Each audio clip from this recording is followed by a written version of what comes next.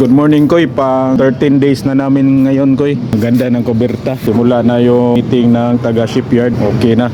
Maganda na. Natanggal na pala yung plywood dito. Maliwanag na. Kasi tapos na yung magpintura. Kaya tinanggal na. Shoutout kay John Daryl Pamusino from MB Regihana. Tapos na kami toolbox meeting. Punta naman kami sa BSCC meeting. Ito yung tao busy na sa umagahan nakasay. Tinakpan na nila ng bagong steel plate, Koy, sa 13 days namin. Mabilis na yung trabaho. Yan yung doon sa wing tank.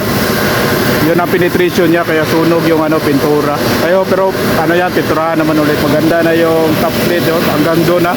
Lapit na natapos. Shoutout sa naka-duty ngayon. Ingat, God bless. Naman kami BSCC meeting. Noon pa rin, sa awa ng Panginoon, maganda yung panganahon. Sama pa rin namin si Chief Mate, tapos si Chief Engineer. Tapos na kami BSCC meeting. Balik naman kami sa barko. Nilagyan na ng na zinc anode yung profile yung rudder. Tapos na to painting, lagyan ng zinc anode para hindi madaling kalawangin yung barko. Yung parang silver, yan zinc anode yan nilagay. Pag matapos na yan, pinturahan naman ulit yan kaya may sunog na naman na pintura. Dito pala tayo ngayon sa propeller. Ito naman yung propeller natin yan. Maganda na yung propeller ni NC1. Makintab na. Tapos na to polishing. Na-check to kung mayroong mga cracks or wala. Wala namang mga cracks, ayos naman siya.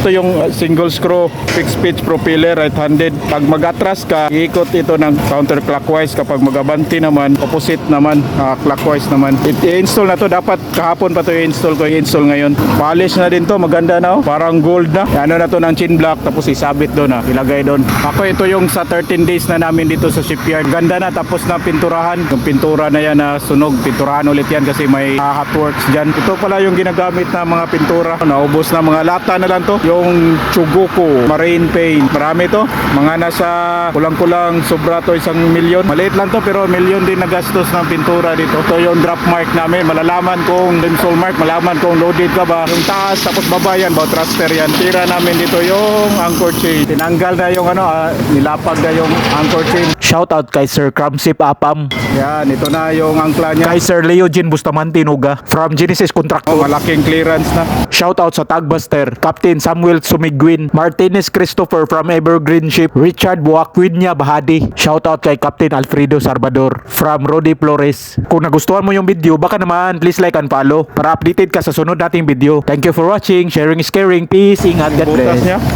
Yan na yung magiging zero natin. Malaking butas na siya. Agong di shackle.